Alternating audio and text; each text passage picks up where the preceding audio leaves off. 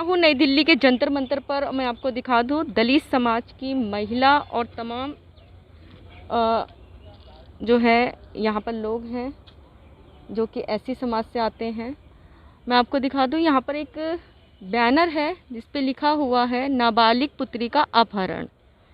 आइए जानते हैं कौन है वो नाबालिग लड़की और किस तरीके से अपहरण हुआ है, पुलिस अब तक क्या कार्रवाई कर रही है और कब ये अपहरण हुआ है।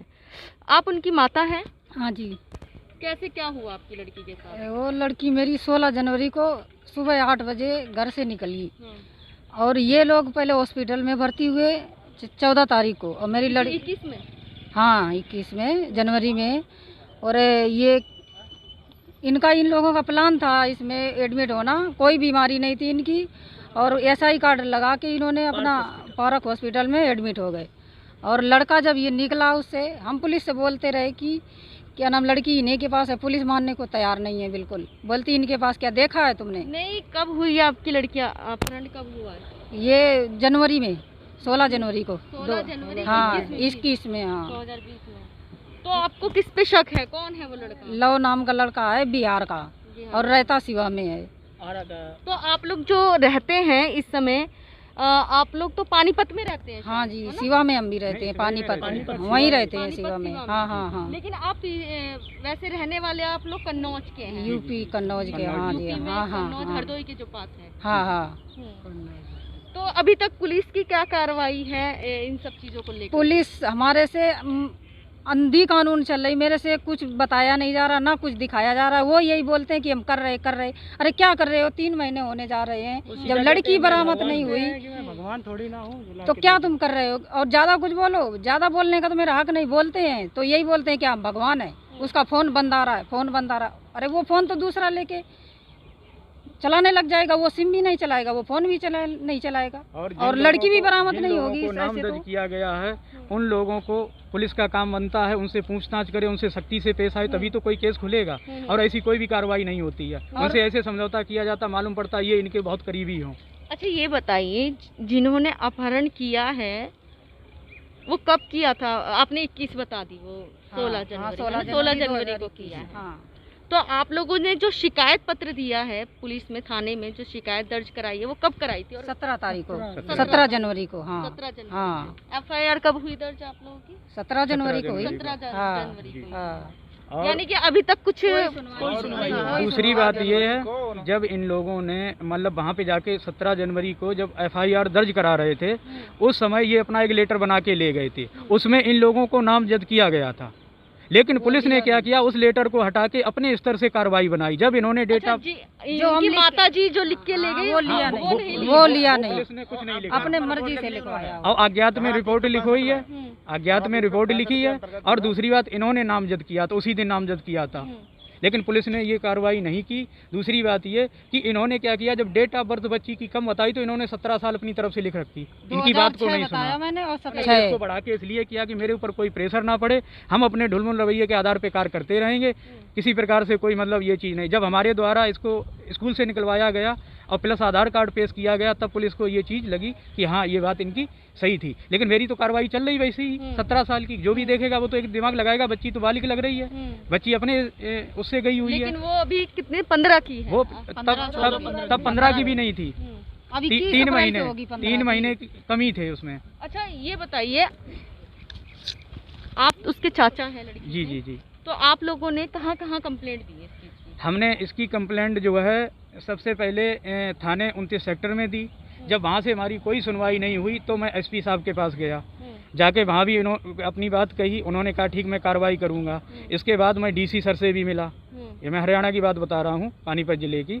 इसके बाद में मैंने CM विंडो पे कार्रवाई की। CM विंडो के बाद में उस दिन मुझे DC सर नहीं मिले तो मैंने उनको एक स्पीड पोस्ट लेटर किया। बाद में हमने क्या किया कि मुझे भरोसा जब नहीं हुआ CM विंडो पे, तो मैंने एक डायरेक्ट लेटर फिर CM को लिख के दिया, वो मतलब मुख्यमंत्री जी, उनको हमने किया। इसके बाद में हमने जो है DG को किया, IG को किया। तो वहाँ से कोई अभी तक कोई कार्रवाई नहीं हुई। 3 बार SP साहब से मिल चुका हूँ, 2 बार DC सर से मिल चुका हूँ।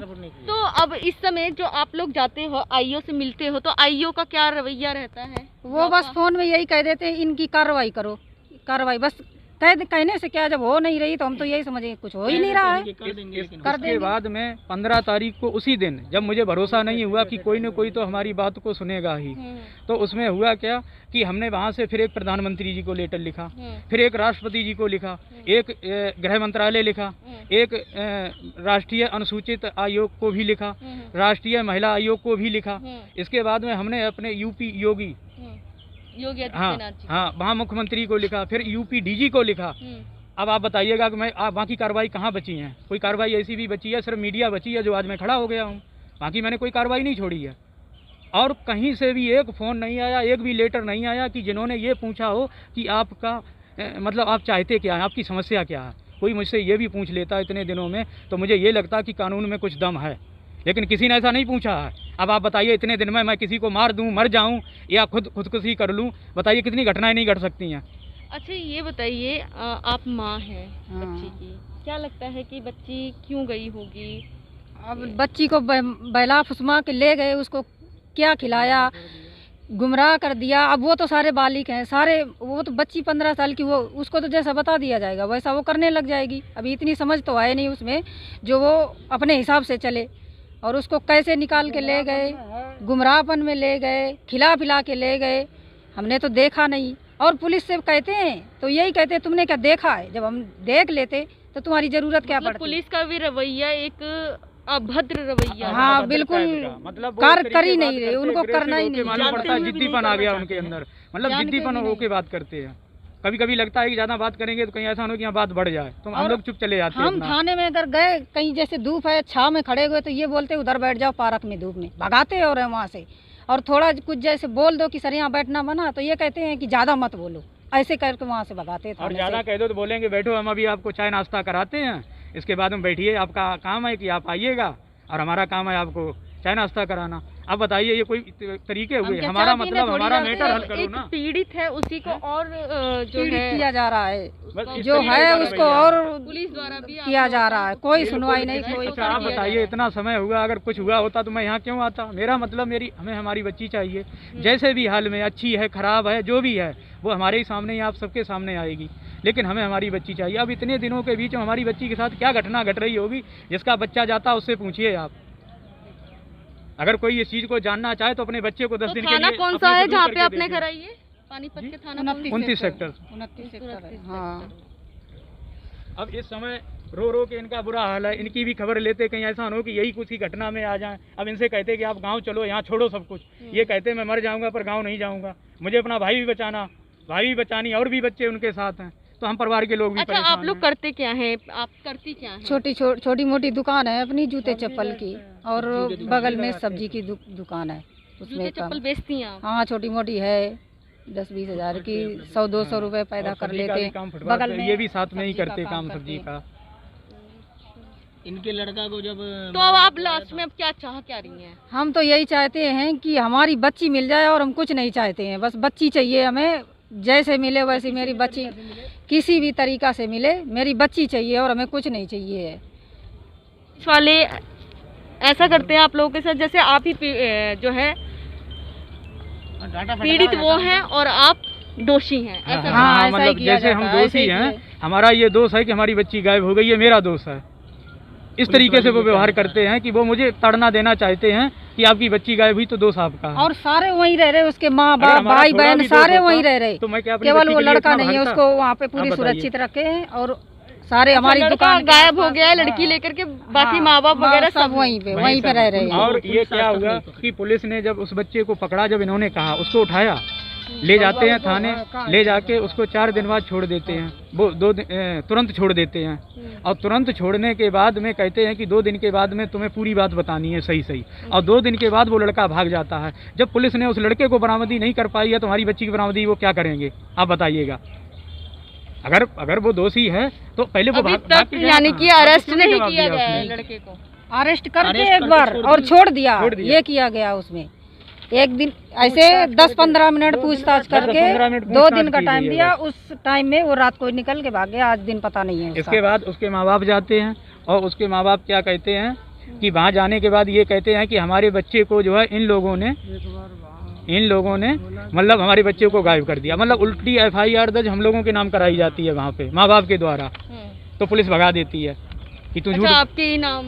हाँ, वो मतलब हमारे लोगों के नाम की मेरे बच्चे को इन्होंने गायब कर दिया, जबकि बच्चा वहाँ से भाग गया हमारी बच्ची को उनके गाँव से। मतलब हाँ, और क्या, ये खिलाफ लिखवाने गए थे रिपोर्ट थाने में कि हमारा लड़का गायब कर रखा है इन लोगों ने, जबकि मेरी लड़की खुद लेके जा रहा है। उनकी रिपोर्ट बाद में हुई है? उनकी रिपोर्ट फिर लिखी नहीं गई थी, कोई रिपोर्ट नहीं, क्योंकि पुलिस भी जानती थी कि सत्य क्या है, लेकिन वो किसी। अच्छा, आप पिताजी हैं? हाँ जी। क्या कहेंगे आप लोग, क्या चाहते क्या हैं? हम यही चाहते हैं कि हमारी लड़की कैसे न कैसे करके ढूंढ दी जाए और आ जाए, हम लोग अपना काम धाम करने लगे हैं। और उसकी वजह से हम लोगों का किसी काम में दिल नहीं लग रहा है। हमारा काम तो है, लेकिन आज हम इस टाइम हमारे काम होते हुए भी हम बेकार हैं। अच्छा, कितने बच्चे कितने हैं आपके? 3 बच्चे हैं। तो ये कौन से नंबर पे? ये बड़ी लड़की थी। ये बड़ी। ठीक, इससे सभी छोटे हैं। लेकिन जंतर मंतर पर आप किसे लेटर देने आए हैं? गृह मंत्री जी को। गृह मंत्री जी। प्रधानमंत्री जी को भी दोगे? प्रधानमंत्री जी को भी देंगे और राष्ट्रपति जी को भी देंगे, क्योंकि हमारी जितनी भी कार्रवाई हो सकती है वो मैं करूंगा। और मैं इससे पहले भी दे चुका हूं सबको लेटर, लेकिन हमारे पास किसी प्रकार की कोई सूचना नहीं है और ना उस पर कोई कार्रवाई की गई है। ठीक है, वो तो ऑनलाइन की होगी ना? जी, ऑनलाइन की है, स्पीड पोस्ट की है। आज आप खुद देंगे? हाँ। कि आज जो है अब मैं यहाँ के जो है अधिकारियों के माध्यम से भेजेंगे। ठीक।